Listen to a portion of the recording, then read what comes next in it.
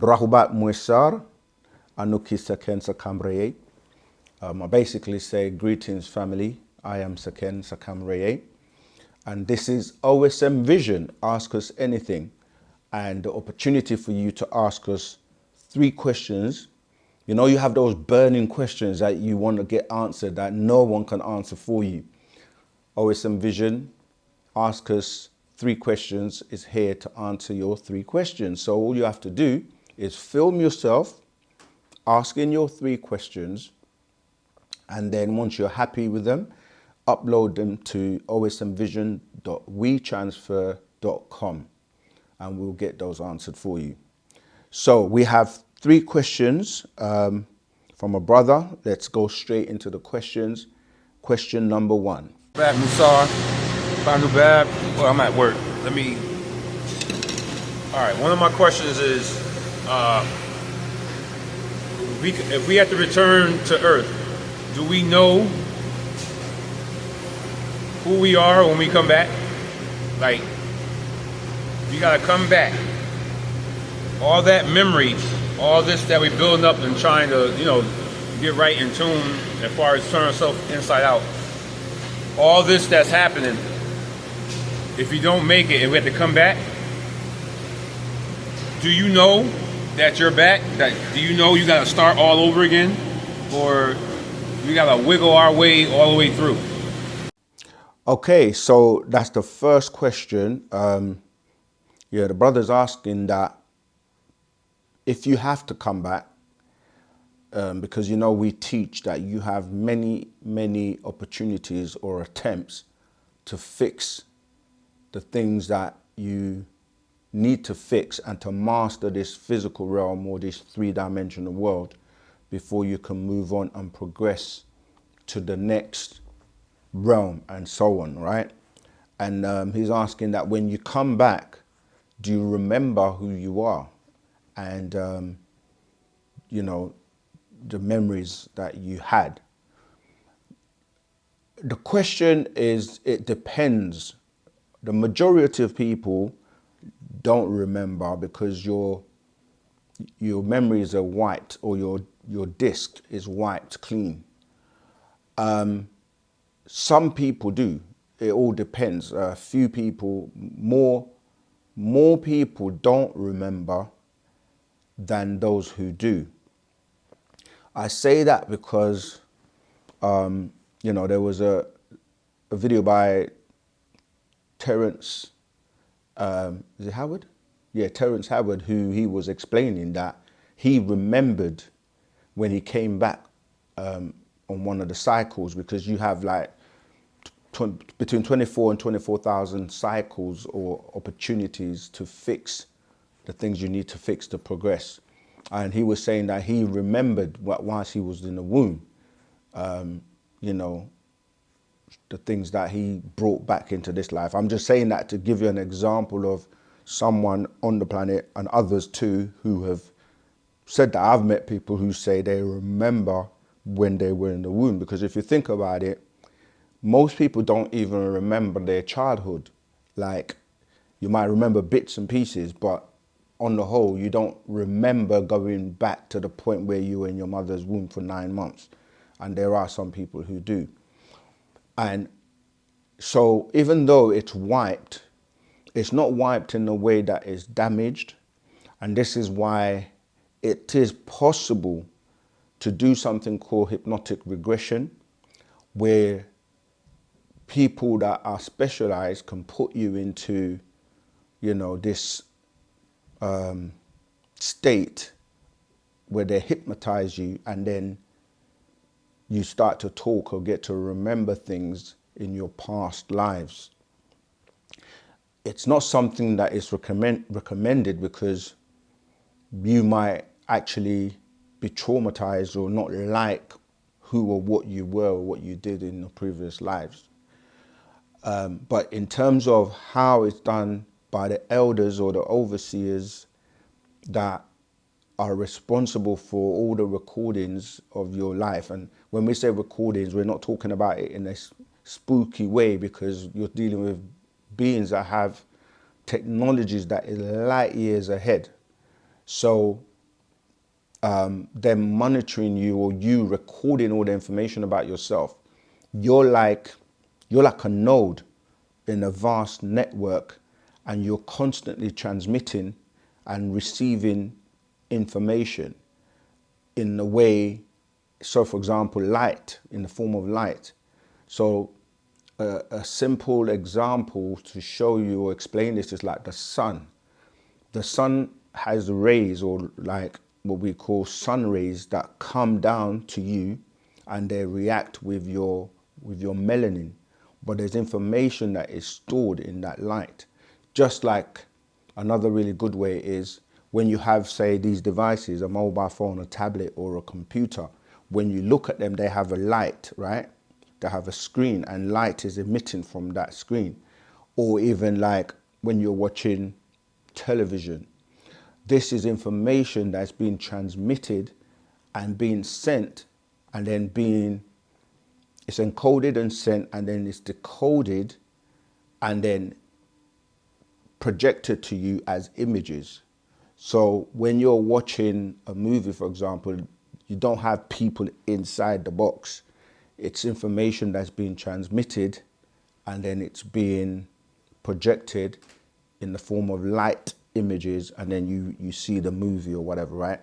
So I'm saying that to say, when we say these things, you're dealing with our ancestors, Panatharu, who have technology that is so advanced, so they record everything.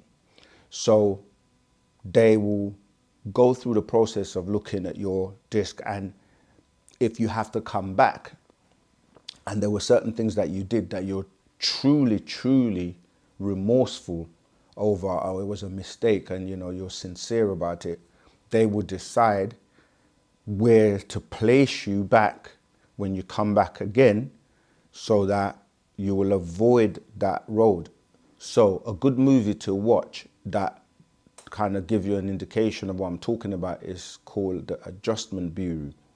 So yes, they will be able to decide on what parts of your ME disc or your records are erased and what is retained, and they will be able to kind of set up the situation so that when you come back, in this cycle, because you may, let's say for example, you were supposed to, this is a simple example, to master learning a musical instrument, an instrument.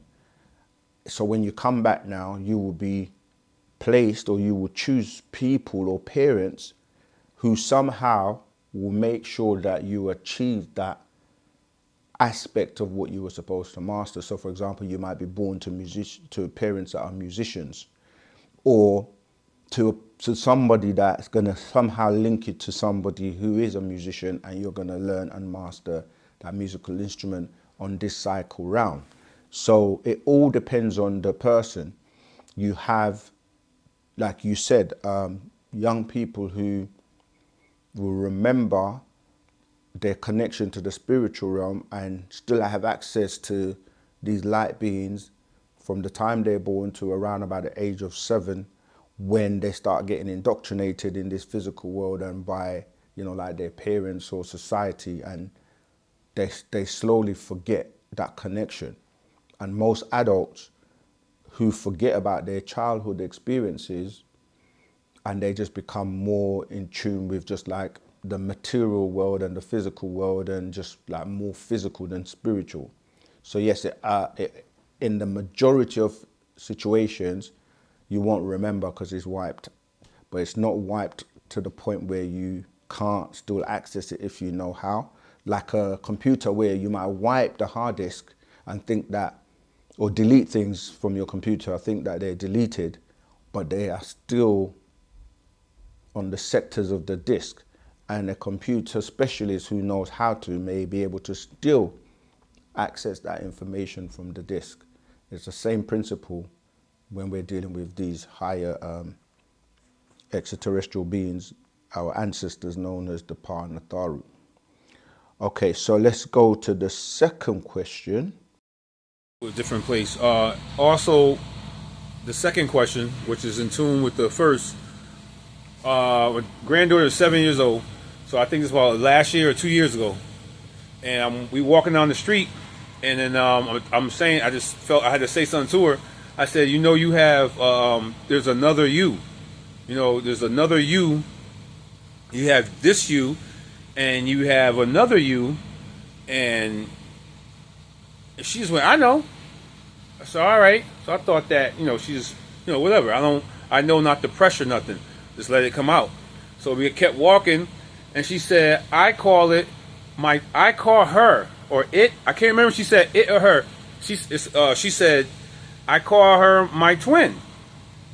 So if they know this, I'm pretty sure they know this up until like 9, probably, and then everything starts to fade away as long as their eye, you know, as their eye closes. How do they know that? And that goes into my first question about how knowing that you are reincarnated. Okay, the second question actually relates to what I already said before, and this second question relates to the first question in terms of, I think he was walking with his granddaughter, and as you heard, he asked her, do you know there's another you? And she said yes, and he's asking, how do they know? Partner Babyanun, Dr. Malachi Z. York teaches us, you know, that as a child, up until 7 years, as he said, possibly to 9 years, but really up until 7 years old, because I don't know if you've ever heard of the phrase in psychology when they say, give me a child until he's 7 and I'll give you the man, because they know that you kind of run in cycles in terms of like between, you know, 1 and 7, and then between 7 and 14, and then, you know, between 14 and 21. So there's cycles that basically children go through and change. So that first cycle, children are still in contact or in tune with other realms and other beings. And even as babies, you know, babies can still see into the different dimensions. And they may have their grandma or great grandma that has passed, or great granddad that has passed, that is in that spiritual realm, in the different dimension that the children are in tune with or can see. And so sometimes you see children looking up, laughing and playing in a direction, and you know, you're looking at them, either the parents or people are looking at them thinking, who are they talking to? Who are they laughing with? Who are they playing with? That's because they're still in tune. And you have something called your etheric cord that is connected to that spiritual and to what we call the etheric realm. And so it's more stronger when you're when you're still a child or when you're just born. So you know about that world, and beings will appear and play with children, extraterrestrial beings, beings from other dimensions, and you know, because they're safe, they are innocent, they're not afraid, because with adults we built up this fear after we've been indoctrinated in the system to the point where we get frightened, and we've been programmed with something called adrenaline, which kicks in when you're in a situation that you're afraid, and that repels these beings. And you know, because you get into a position of wanting to defend yourself, and you know, humans can be they can harm, you know, other beings because of being afraid. It's a defense mechanism. But anyway, so yeah, even as a child, children get abducted and they go away and they bring them back, and they're quite happy with it if they're not harmed in any way. And so these children are able to have these memories. And another thing the master said is that you do have a counterpart. You have a counterpart of you. And a good movie that he recommended for us to watch was called Upside Down, where you have a parallel universe where the other you, or the counterpart you, exists. So they literally kind of do the adverse, or some will say the opposite to you. So when you're asleep, they're awake. When you're awake, they're asleep. But you share memories and you share information. And so this is where you may go somewhere or be in a situation and it feels very familiar to you, and you feel like, I've been here before or I've seen this before. And some will interpret that as deja vu, which is a French word that really relates to, it's literally time travel, but it's kind of like that feeling of, I've been here before, this has happened before.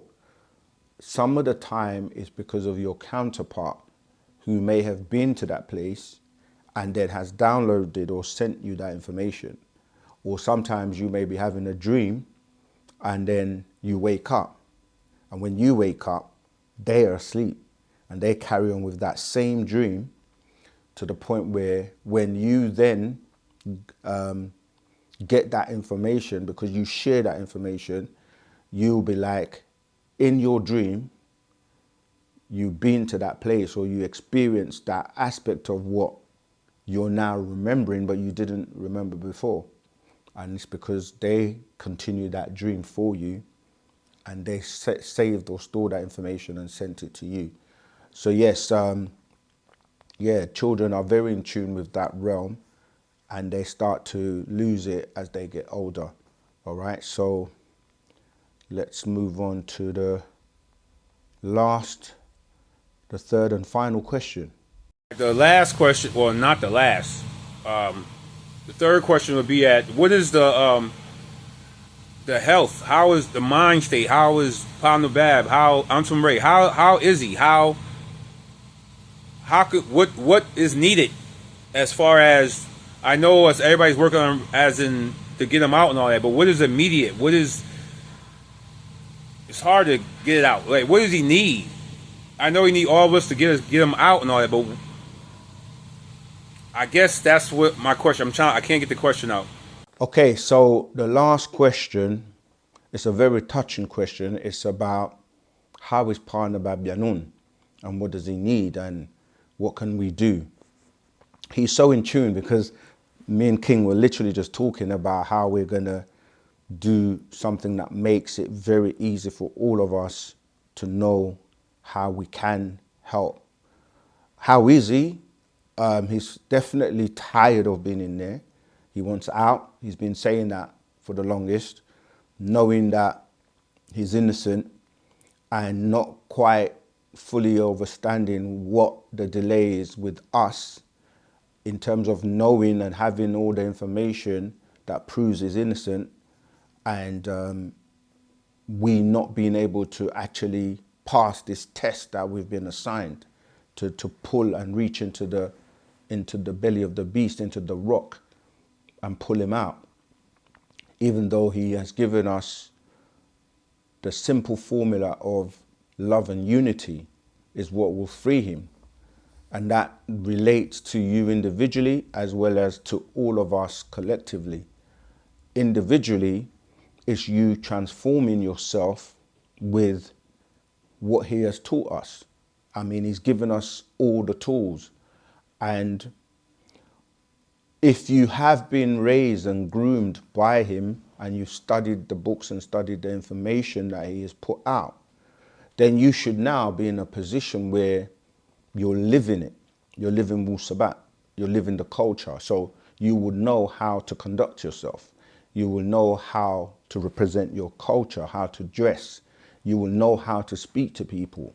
You would certainly or should know how to teach or share the information and not be, you know, egotistical, badgering people, but knowing how to have that ashuk and compassion and love to be an example of what he has made of you.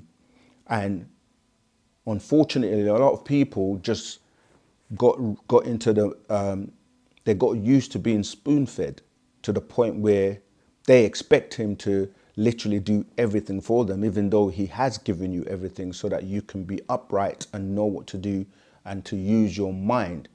And so he can be frustrated when people are not applying what he has taught. And to apply it means you first of all have to start with yourself. You have to start with, okay, let's address love and unity. Are you putting that into practice? Are you working with everyone that is working together to free him? Are you turning yourself inside out, as you've said in your question, brother? Like, are you eating right? Are you doing for self? Are you working together? Are you, practicing that ashuk? Are you contributing and helping with the efforts? That could be legal efforts. That could be just helping in the communities, helping with the stores, propagating, studying, so that you can have your mind straight, so that you can also be a teacher, be a part of the solution as opposed to being a part of the problem. And because those of us who are not doing that are actually keeping him inside by not representing Wu-Sabat, not representing him by the way we conduct ourselves, how we deal with each other. Do we carry ourselves in a way that he would be proud of? So the first step is to get yourself right. Second step is then join with other people who are doing the same, and we all work together. That's going into the communities, going into the bookstores. That's helping all the legal efforts. You don't wait on him. Obviously, certain decisions, this is the thing, if you've been raised right and you're operating on what he has raised you with, then you don't need to constantly be told what to do. And every little decision you think he's going to come out and do it for you or for us. We should have been able to build and do things that he has taught us. And so when you ask how is he, how does he feel?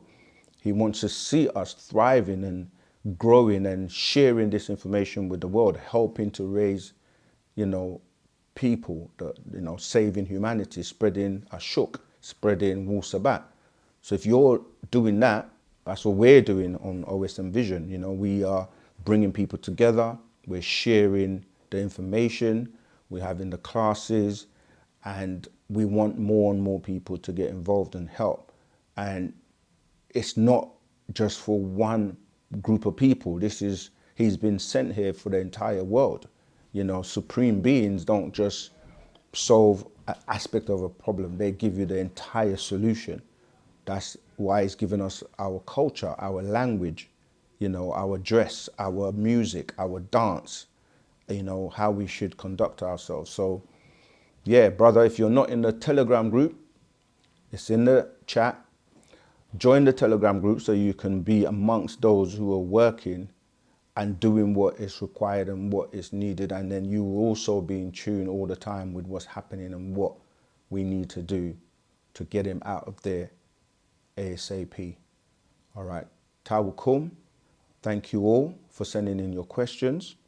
And remember, anybody around the world, it doesn't matter how silly you think your question is or how complex you think your question is, ask us anything. Film yourself asking us 3 questions and then upload those 3 questions to osmvision.wetransfer.com. I'm Saken. Until the next time, Hatap Wu Wadu.